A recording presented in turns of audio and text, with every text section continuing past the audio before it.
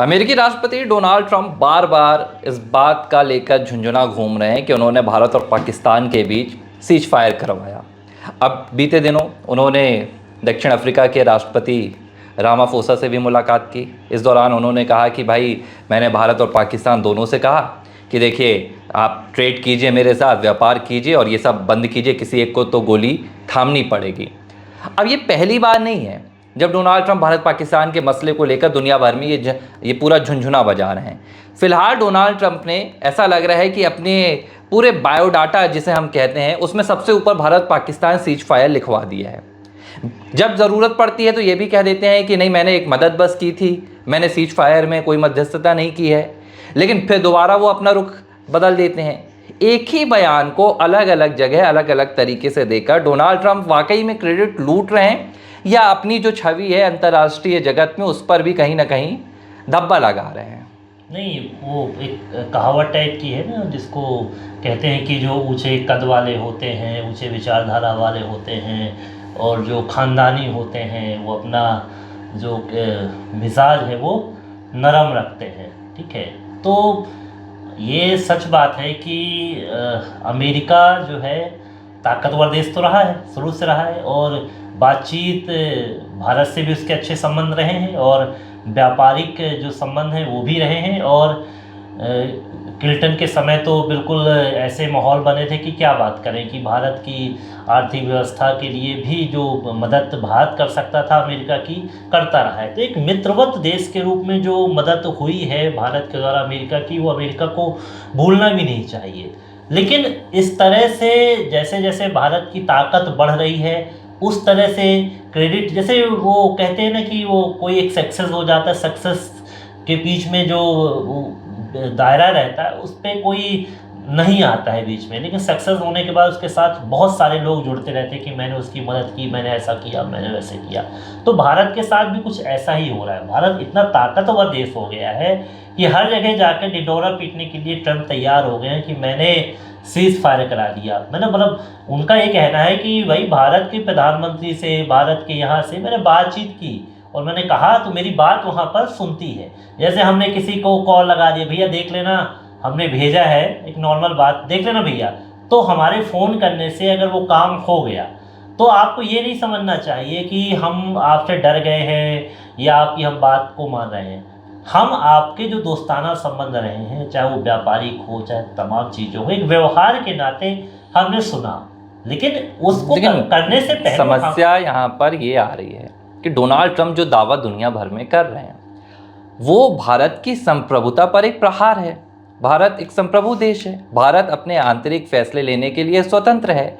Donald Trump ये कह रहे हैं बार बार कि हमने भारत और पाकिस्तान के बीच सीज फायर कराया, तो ये जो संदेश दे रहे हैं ये तो भारत के लोकतंत्र को कहीं ना कहीं कमजोर करने वाला संदेश है। भारत से कोई बात नहीं हुई है। देखिए, ये तो प्रधानमंत्री भी साफ उन्होंने कहा कि डीजीएमओ का फ़ोन ही आया था पाकिस्तान के हमारे भारतीय डीजीएमओ के यहाँ, ये साफ है।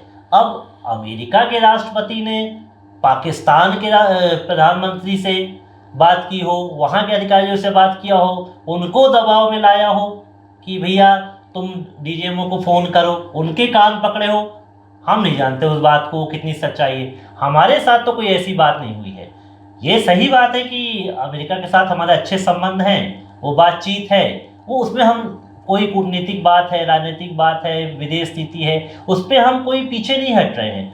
लेकिन हमने अमेरिका के कहने पर युद्ध विराम किया है, ये पूरी तरह से गलत है, क्योंकि हम भारत के नागरिक संप्रभु हैं और हमारे यहाँ के जो प्रधानमंत्री हैं वो जो करते हैं और जो कहते हैं उनका स्टेटमेंट होता है, हम उसी बात को ही मानेंगे। अच्छा, एक चीज़ यहाँ हो रही है ना कि क्रेडिट की होड़ में खुद डोनाल्ड ट्रंप की क्रेडिबिलिटी लूज हो रही है। करीब 8 से 9 बार वो ये दावा कर चुके हैं। कतर पहुंचे थे तो उन्होंने वहाँ पर ये दावा किया, सऊदी अरेबिया में उन्होंने ये दावा किया भारत पाकिस्तान के युद्ध में सीज फायर मैंने करा दिया। अब रामाफोसा से मुलाकात कर रहे थे, हालांकि इस मुलाकात की चर्चाएं भी हर तरफ हैं। अब देखिए कि अभी क्या हो रहा है, डोनाल्ड ट्रंप कहीं ना कहीं जो फैक्ट हैं वो दुनिया के सामने रख रहे हैं, लेकिन फैक्ट उनके पूरे पूरे फॉल्स हो रहे हैं। एक दावा जो डोनाल्ड ट्रंप बार बार कर रहे हैं वो कह रहे हैं कि भारत पाकिस्तान के बीच में 1000 साल से कश्मीर का मसला निकल कर आ रहा है। बड़ी हैरानी होती है ये सुनकर कि डोनाल्ड ट्रंप आखिर किसे बेवकूफ़ बना रहे हैं। खुद को बेवकूफ़ बना रहे हैं या दुनिया को बेवकूफ़ बता रहे हैं? क्योंकि जब सबको पता है, ये बात जग जाहिर है कि भाई पाकिस्तान का तो उदय ही 1947 में हुआ है। भारत जब आज़ाद हुआ तो पाकिस्तान ने कहा हमें अलग देश बनाना है, धर्म मजहब के नाम पर बनाना है। पाकिस्तान ने अलग देश बना लिया और तब कश्मीर का मसला निकल कर सामने आया। जब जम्मू कश्मीर के रियासत के महाराजा थे, महाराजा हरि सिंह, उन्होंने कहा कि पहले तो उन्होंने कहा हम स्वतंत्र रहना चाहते हैं। फिर जब पाकिस्तान उस पर दबाव बना रहा था तो उन्होंने भारत से विलय कर लिया और इसके बाद पाकिस्तान ने ऑक्यूपाइड कर लिया वहाँ पर हमारा कश्मीर का हिस्सा इलीगली। अब ये मसला सिर्फ 1947 से शुरू हुआ, 1948 का मसला है।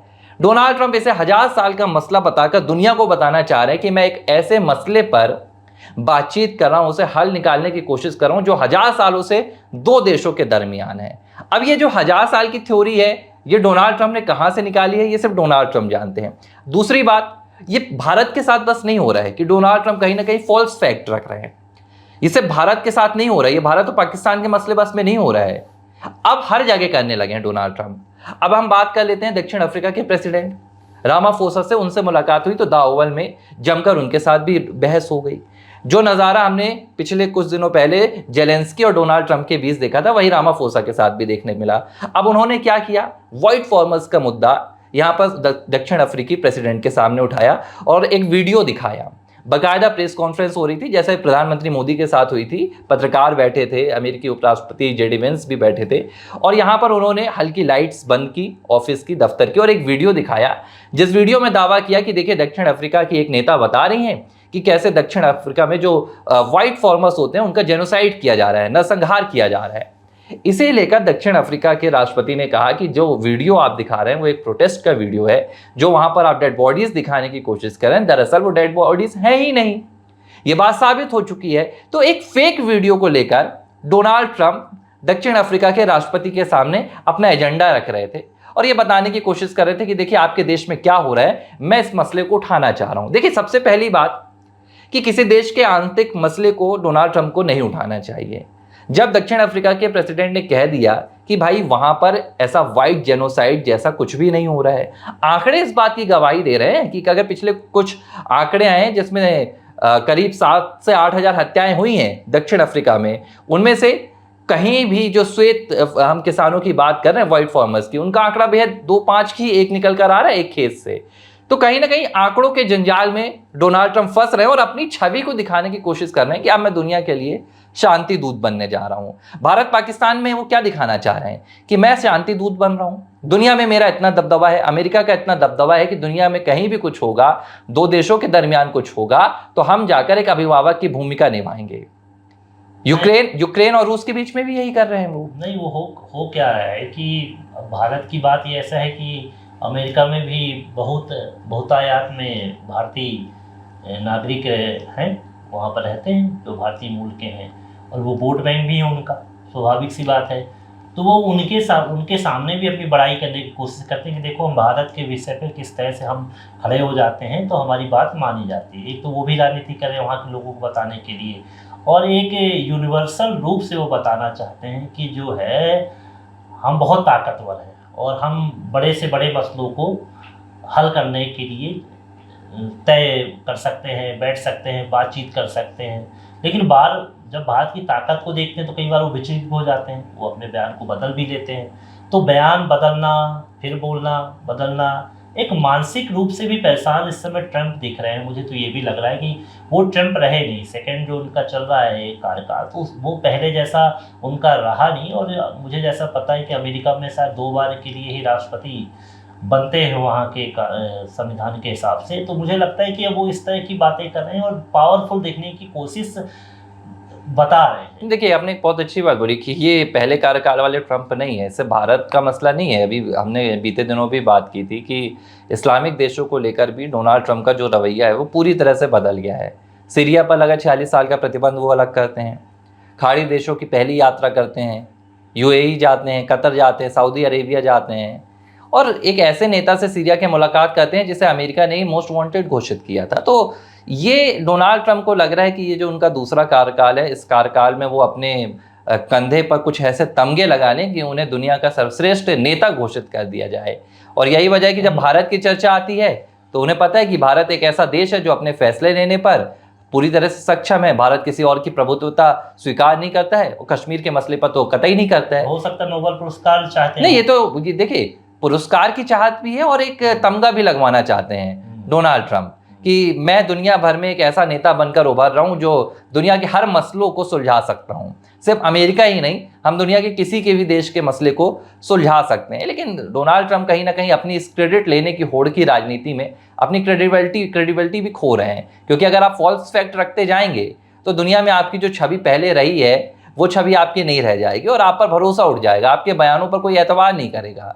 तो भारत ने तो इस बात से साफ इनकार कर दिया है कि ना तो व्यापार की कोई बात हुई थी सीज फायर पर, ना डोनाल्ड ट्रंप ने कोई दबाव बनाया। इस तरह की बातें कर अब डोनाल्ड ट्रंप कहीं ना कहीं अपनी जो क्रेडिबिलिटी है उस पर ही धब्बा लगा रहे हैं। ABC हिंदी न्यूज, आज ही जुड़िए हर खबर के साथ